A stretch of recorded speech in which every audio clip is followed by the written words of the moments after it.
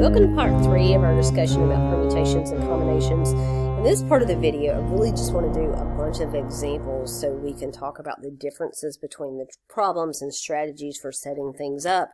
But I ended the last video with this particular page, and I want to revisit it because there's 3 things you need to think about here, or it can be really whittled down to 2 things. If you can reuse items, then you are not talking about a permutation or combination. You need to use the fundamental counting principle. You'll hear me sometimes call that the multiplication principle, where you just multiply your tasks together. How many ways can you do the first task times the second task times the third task, so on, as many tasks as you have. Now, if you do not reuse your values or whatever it is that you're selecting, no reuse, so it says cannot be repeated, that's for both a permutation and a combination. A permutation, the order matters. It says order is important, whereas a combination, order is not important. And again, to help me memorize that, I know that a combination lock is not a combination. And in a combination lock, the order matters. It is actually a permutation, whereas a true combination, which is not a combination lock, the order does not matter. And that's like selecting a committee. All right, let's try some problems.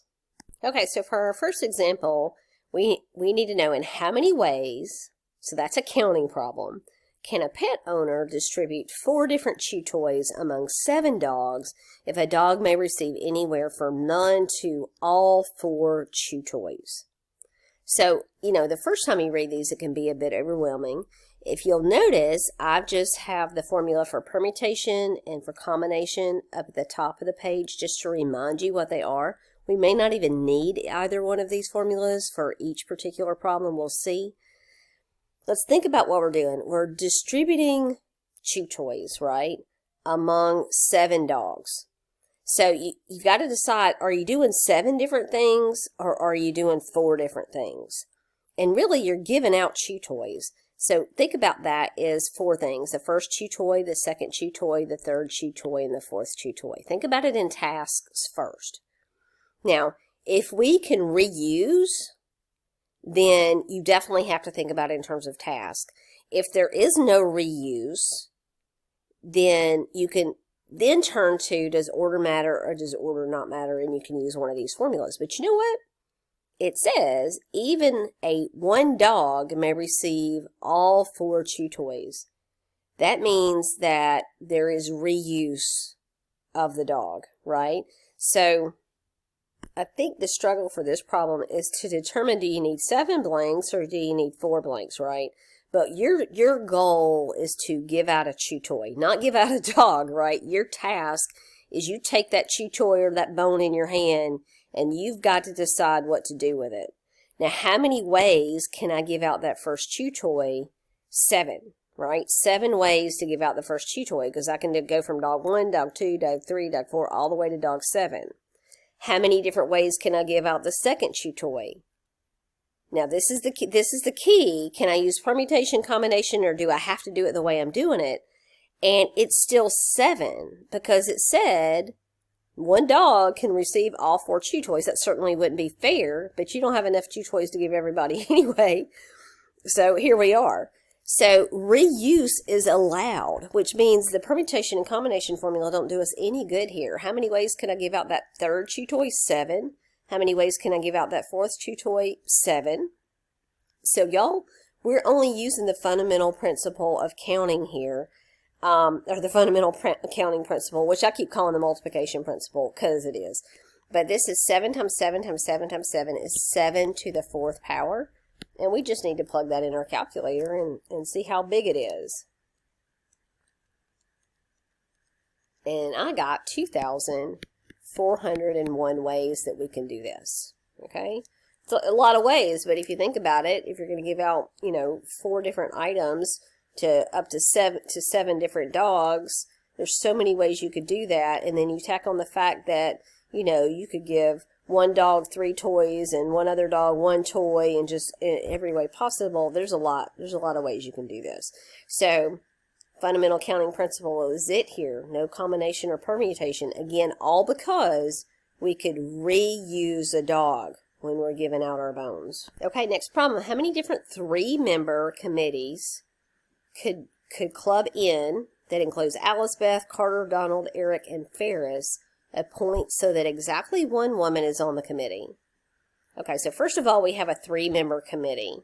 So I've got 3 members to pick. You know, member, member, member. Other things I need to think about. Does order matter or not? When you're dealing with a committee, order does not matter.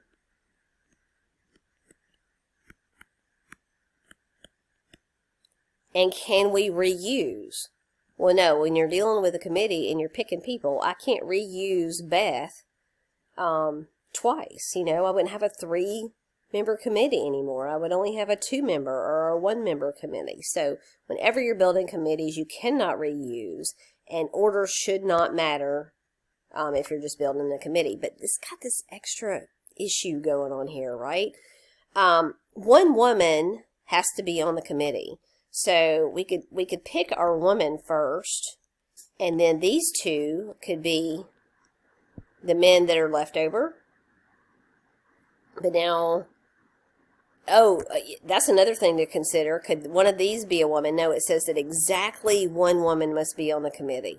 Okay, so let's think about how we could choose the woman. Now, that could be a combination or permutation. Since you're just selecting one person, it actually doesn't matter. But since order doesn't matter in this case, we're going to stick to a combination anyway. All right, so we're going to have a combination. How many women do we have to choose from? Well, if you just go by appearances, it looks like Alice and Beth are women, and then Carter, Donald, Eric, and Ferris are men. Now, I actually have known a woman named Ferris, but we're just going to assume that they're men. You really would have to know that for sure, though. So let's just say I'm telling you right now, Alice and Beth are women, and then Carter, Donald, Eric, and Ferris are men. So for our women, we have 2, but we're only picking one of them. Okay? Now for our men, you know what? If we use this multiplication principle, then order is going to matter, and we're going to have to subtract out the duplicate. So it would be easier just to combine this as one task, and that's selecting our 2 men. And that would be a combination, again, because order doesn't matter. Now, how many men do we have to choose from? Well, Carter, Donald, Eric, and Ferris. There's 4 of them, and we're picking 2 of them. So really, this is our task 1, this is our task 2. When we finish, we're going to multiply those 2 answers together. Now, a combination of 2 choose 1 is 2 factorial divided by 1 factorial times 2 minus 1 factorial. Y'all know that's going to be 2, right? You could either pick Alice or Beth. That's all you got. But if you do this calculation, you will also get 2. I promise. All right, now I'm going to do in red over to the side here, 4 choose 2. So that's 4 factorial divided by 2 factorial, also divided by 4 minus 2 factorial. If I work to the right, that's 4 factorial over 2 factorial times 2 factorial. Now, y'all, 2 factorial times 2 factorial is not 4 factorial. You are not allowed to multiply factorials together. I hope I have said that in the past, but if I haven't, I'm saying it now. Please don't multiply those together to get 4 factorial. What you must do, remember, is you write the top one down to the biggest one on the bottom. You can pick either one. So that's going to be 4 times 3 times 2 factorial divided by 2 factorial times 2 factorial. And what am I going to do? I'm going to cancel that 2 factorial with that one. Now, if I keep going, 4 times 3 is 12 on top. I still got a 2 factorial here, which is 2 times 1, which is 2 in the bottom. And there's 6 ways to do that. But remember, we're not done, because I'm supposed to multiply our task 1, which was 2, times our task 2, which is picking the men, which was 6. And your final answer is 2 times 6, which is 12 ways to build this committee. Okay, so the Phi Theta Kappa Honor Society has 35 members, but only 8 members are allowed to attend the International Convention this year. And how many ways can the 8 members be selected?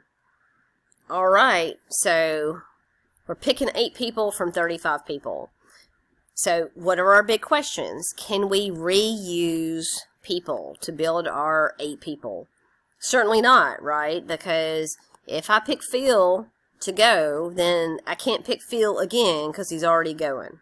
You see what I mean? So I'm not going to reuse Phil in my group of people to go. So there's no reuse, which means a combination or a permutation may be appropriate. Now the next thing is, does order matter? No, because if Phil gets picked as the first person to go, or if Phil gets picked as the last person to go, it doesn't matter. Phil's still going. So the issue is somebody going or not going? So order does not matter. You know what that means? We have a combination, right? How many people do we have to choose from? 35. How many are we picking? 8. So this is a basic combination of 35, choose 8. It's just like finding a committee, okay? So how do we do this? I do 35 factorial on top. The second number on the bottom is 8 factorial. And then we subtract the two numbers, 35 minus 8 factorial. Now keep in mind, combination is the one you put this extra 8 factorial in the bottom. Had this been a permutation, that 8 factorial would not be there. Now what do? I go ahead and subtract 35 minus 8, so that gives me 35 factorial divided by 8 factorial times 35 minus 8 is 27 factorial. To do this by hand, I write the bigger one down to match the bottom one. 35 times 34 times 33 times 32 times 31 times 30, times 29 times 28. The 27s cancel, and then over, because the 27s cancel, right? 8 times 7 times 6 times 5 times 4 times 3 times 2 times 1. And I'm going to type that in my calculator. So stand by and we'll see if we get the same answer. A couple of things I want to point out as you type this in your calculator. Notice the big answer I got. But again, you can write the top one down to the bottom one. Don't include the 27 when you write this down. So it's going to be 35 down to 28. So you'll go to one bigger than that one. And then careful, don't go down to 27 or further. 35 down to 28 divided by. Now, when you divide, put parentheses around that denominator, because it's a possibility that if you don't, you're going to be multiplying over and over again rather than dividing by all of these numbers after the 8. Okay? Now, what answer did I get? So, commas every 3, that's 23,535,820 possibilities. So a lot of ways I could choose these 8 people. And if you think about it, there ought to be a lot of ways. When you have 35 people to choose from, picking 8 folks to go, that all kinds of combinations would come up, right? So for our next example, considering the 8 Phi Theta Kappa members heading to the International Convention, 4 of them will be selected to be mentored by 4 entrepreneurs during the event. And how many ways can this selection be made? So again, a couple of things we need to consider. Are we reusing? Okay. And does order matter? Now, so are we reusing the 8 people? Well, no. So we're not going to have one of our 8 people meet with, they don't get 2 of the mentors. So when we're trying to pair a mentor up with one of the Phi Theta Kappa members, we're not going to pair them up with the same one, with one more than one time, okay? So we are not reusing our members. Next is order matter. It does in this case, because if we have our 4 people meeting with mentor 1, mentor 2, mentor 3, mentor 4, that's not the same as for the same 4 people meeting with 4, 3, 2, 1. Do you see, when you're trying to pair people up, then the order does matter. So this is a permutation, because we are not allowed to reuse, and order matters. And we have 8 people that we're trying to choose 4 of them to pair up with the 4 mentors. So in this case, when we plug it in the formula, it's this formula right here, we have 8 factorial divided by, now notice we don't put 4 factorial down here because it's not a combination. All we have in the denominator is subtraction. So that's 8 minus 4 factorial. So that gives me 8 factorial in the numerator and 4 factorial in the denominator. And remember, what you do is you count down the top number to the biggest bottom number. So 8 times 7 times 6 times 5. We don't write 4 factorial because it's going to cancel. All right, so the 4 factorials are gone, and you have 8 times 7 times 6 times 5. And let's see what that gives me. 1,680. So there's 1,680 ways we could take our 8 people we're sending to the International Convention and pairing them with 4 mentors.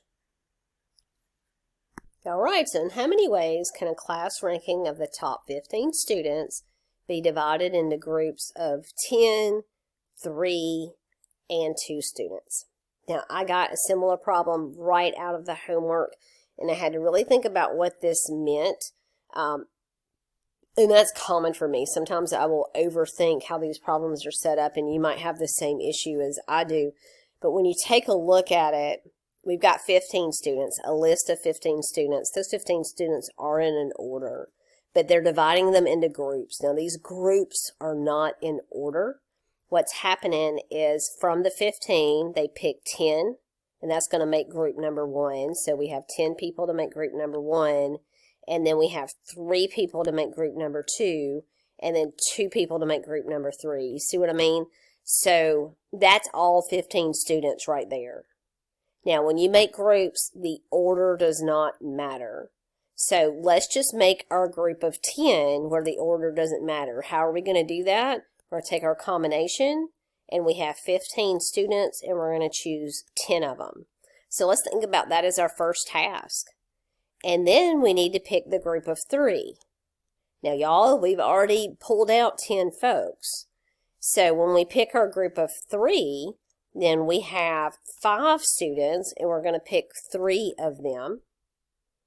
And then finally, we're going to pick our group of 2. So again, we've picked 2 students, we've picked 3 students.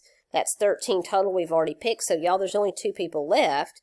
Okay, so that's a combination of 2, choose 2. Again, why is it a combination? Because it just says into groups. The order of the groups doesn't matter. I think maybe even in the word problem in the homework, they specify that the order of the groups doesn't matter. I might be wrong. But when you're dealing with just a group, the order does not matter. So here we go. And when you think about this as 3 different tasks, we're going to multiply these 3 tasks together after we get the answer. But first we need to calculate a combination of 15 choose 10. So that's 15 factorial over 10 factorial, and then we do 15 minus 10 factorial. When I simplify that, that's 15 factorial over 10 factorial times 5 factorial. Now, remember, you count the top one down to the bottom one. So that's going to give me 5, oops. I'm going to go ahead and write it out. That's 15 times 14 times 13 times 12 times 11. I'm not going to write the 10 because it cancels with that 10, right? And then divided by 5 times 4 times 3 times 2 times 1. We'll calculate that in a minute. And let's say blue this time. I'm going to work on 5, choose 3. So that's 5 factorial over 3 factorial times 5 minus 3 factorial, which is going to give me 5 factorial over 3 factorial times 2 factorial, which is going to give me 5 times 4 over the 3 factorials cancel, and then it's going to be 2 times 1. And then why not in pink we do 2 choose 2. So that's 2 factorial over 2 factorial, also over 2 minus 2 factorial. Okay, so that's 2 factorial over 2 factorial times 0 factorial. Now we know 0 factorial is 1. Those cancel out to give me 1. So I've got my green times my blue times my pink 1 over here. And that's going to give me my final answer. So let's go back to green and figure out what that, well, here it is. 15 times 14 times 13 times 12. It's the big answer, right? So 15, here we go.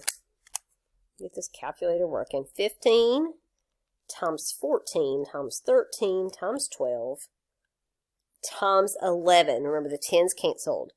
Divided by parentheses, 5 times 4 times 3 times 2. You can type that 1 in there if you want to. Close the parentheses, and that gets me 3,003.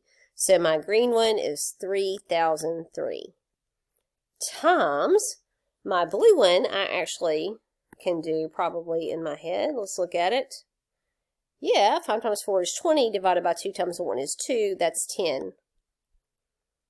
And then, of course, the pink one is just times 1, and my final answer is going to equal, let's just do it in pink, 3003 times 10 is going to be 30030, or 30,030 ways that I can pick these groups. Now, one thing to think about is when you use this multiplication principle, are you going to get duplicate answers? Okay, but there are no repeats in this list because the first group is 10 people, the second group is 3 people, and the third group is 2 people. So there's no way there's any duplicates in each of these lists because they're not the same size groups. I say that because when we look at the next problem, it's going to matter just a little bit. Now it's asking how many ways can the previous class ranking of the top 15 students be divided into 3 groups of 5. So again, we're going to have a first group that's got 5 people, the second group has 5 people, and the third group has 5 people. And that's all 15 students, right? So it seems like what we just did. Wouldn't that be the same problem we just did? Well, let's do it. So it's going to be, to build the first group, we have a combination, and we start with 15 students, and we're picking 5 of them out. Now for the second group, we have a combination, but now we've already pulled 5 people out, so that's 10, okay, choose 5. And for the third combination, we have 5, choose 5. So here, for the first one, we have 15 factorial over 5 factorial over 10 minus 5 factorial. So when I do that calculation, I have 15 factorial over 5 factorial. 10 minus 5 is 5 factorial. So remember, you count down 15 times 14 times 13 times 12 times 11, times 10 times 9 times 8 times 7 times 6. The 5 factorials cancel. Divided by 5 times 4 times 3 times 2 times 1. We'll get a calculation for that. Let's do it now. Let's get it over with. So, that's 3003. Now, to me, it gets a little bit irritating writing all this down because the further away these numbers are to the biggest one in the bottom, the more you have to write down. You may want to use that button in your calculator, okay? I did to get the 3003. Now, I'm going to do it again. I'm going to do a combination of 10, choose 5. Now, if I don't use my, if I don't use my calculator, then that's going to be 10 factorial divided by 5 factorial over 10 minus 5, which is 5 factorial. All right, so I write my top one down to the biggest one on the bottom. That's 10 times 9 times 8 times 7 times 6. I don't write the 5 factorial divided by this 5 factorial, which is 5 times 4 times 3 times 2 times 1. But that's even more than I want to type in my calculator, so I'm going to tell you what I get. Okay, now if I use that button in my calculator, on my particular calculator, I hit 10 first, then I hit my probability button. I go over and select combination, and before I push enter, I go ahead and type in the second button, choose 5, and then it shows a different page. It says 10 NCR 5. I push enter, and I get 252 ways to do that one. And then we do the last one in pink. Now, 5 choose 5, you're going to see, you may already know, over 5 factorial, and then 5 minus 5 is 0 factorial. Well, what happens is these two guys cancel to give me 1 over 0 factorial is 1, and so there's just one way I can do that. Now, when I multiply these 3 numbers together, my final answer, by the way, which is not finished, is 3003 times 252 times 1. And that gives me, I'm going to write it right over here, 756,756. Isn't that great? 756,756. So 756,756. But that's too many, and let me tell you why. So, what if this happened? What if one of our 3, we've got 3 groups of 5, right? So look at this option. say our first group, and I'm going to not call them students, I'm going to label them by their ranking. So 1, 3, 5, 7, 9 is a group. And then the next group, 2, 4, 6, 8, 10 is a group. And then the last group was 11, 12, 13, 14, 15. Let's just say it came out that this is group 1, this is group 2, this is group 3. As one of the possibilities, right? That's reasonably one of the possibilities. Well, look at this possibility. How about group 2, 4, 6, 8, 10 was selected for the first group. Group 1, 3, 5, 7, 9 was selected for the second group. And then group 11, 12, 13, 14, 15 was selected as the last group. Now, here's the problem. That's the same 3 groups. And whenever you use the multiplication principle like this, if your things your things that you're selecting are indistinguishable, like for example, these 3 groups, it still fits with we picked a group, we picked a group, we picked a group. But the problem is the order that you pick these groups in, this could happen. And since that is a 3 factorial situation, I can rearrange these every way to get 6 different options, which is actually 3 factorial. And then it has to do with the number of groups. We're picking 3 groups. So I have to divide this by the 6 or 3 factorial possibilities of rearranging those groups. That did not happen in the previous problem because the groups were different sizes. We had a group of 10, and then a group of 3, and then a group of 2. And if you mix all those up, that doesn't matter.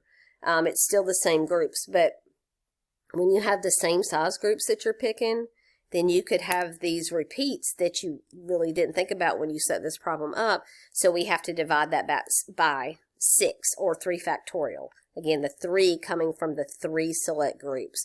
So it's 756,756 divided by 6 or 3 factorial. So my final answer in pink, if I can get my pen to work, here we go, is 126,126, which is still a cool number.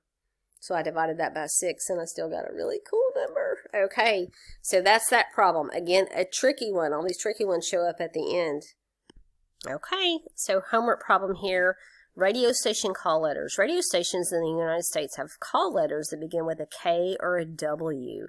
This is some have 3 call letters, such as WBZ in Boston, WLS in Chicago, or KGO in San Francisco. Assuming no repetition of letters, how many 3-letter sets of call letters are possible? It does say in parentheses, count all possibilities, even though practically some may be inappropriate. For example, you might spell something that doesn't sound so good. And also, there's one other bit of information. I really thought that, the East Coast side had the W's and the West Coast sides has the K's. But they're not worried about that. They just want to know how many options are there. And so, since the first letter right here has to be a K or a W, notice that's only 2 options, period. Not some number select 2. That's just 2 possibilities. It's either a W or a K. But now when you select the next 2, these are letters. And since, let's scan through this, assuming no repetition of letters, here's the most important thing, or one of the most important things that they tell us. If we can't repeat letters, that means we can use a combination or a permutation. So the next thing is, does order matter? Yeah, because WBZ in Boston, that's not going to be the same radio station as WZB somewhere else, and I promise you it exists. So this is a permutation because of 2 reasons, okay? Because no repetition and order is important. Order matters in this situation. So this is going to be a permutation, a big P. Now, how many letters do we have to choose from? Well, careful. It says no repetition of letters. So you know what? There's 26 letters in an alphabet, but we've used one of them, and it was a K or a W. We don't know which one, but we know we've used one of them. So there's 25 left to pick from, and we're choosing 2 of them. So now you have 25 choose 2, and we'll run that through our little calculator here. So that's 25 factorial over 2 factorial times 25 minus 2 factorial, which you know is 23 factorial. Uh-oh, I made a mistake, right? This is a combination. A permutation doesn't have that one. Be careful.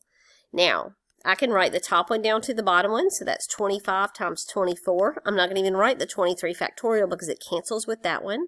And that's going to be how many ways we can do the 25 choose 2, and 25 times 24, very quickly, 25 times 24 gives me 600. So I have 2 times 600, which is 1,200 ways we could build the call letters for a radio station. Now, I just have one more example to wrap up the video, but it's a little bit of a long one, and I picked it so I can discuss cards. Probably not so much for the problem. It's an unusual problem, but it says drawing cards. How many cards must be drawn without replacement? You know, that's important for a permutation combination from a standard deck of 52 to guarantee the following.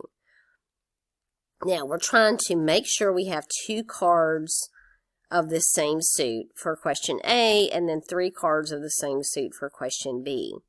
The problem is, first of all, determining what in the world they're talking about, but if you don't know anything about a deck of cards, then you would be completely left behind on this question.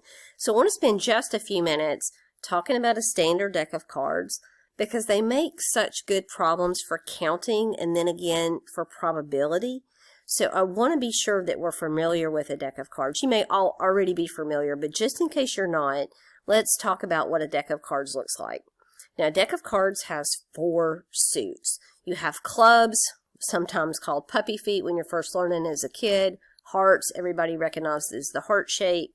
Spades, and then a diamond.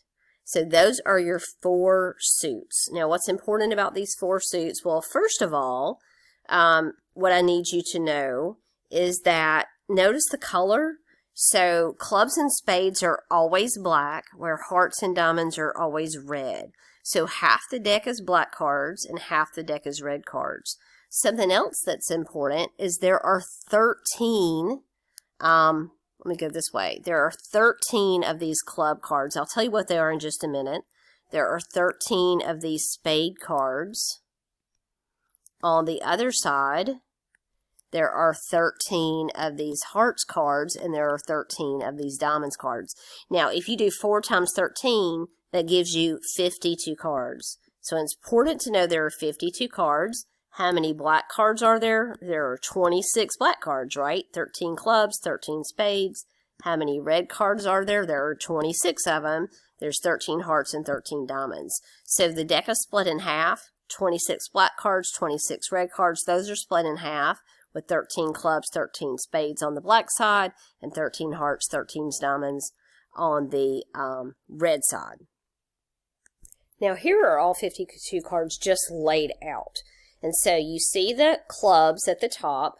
You can count them. There's 13 of them. 1, 2, 3, 4, 5, 6, 7, 8, 9, 10, 11, 12, 13. Notice there's an A. That's called an ace.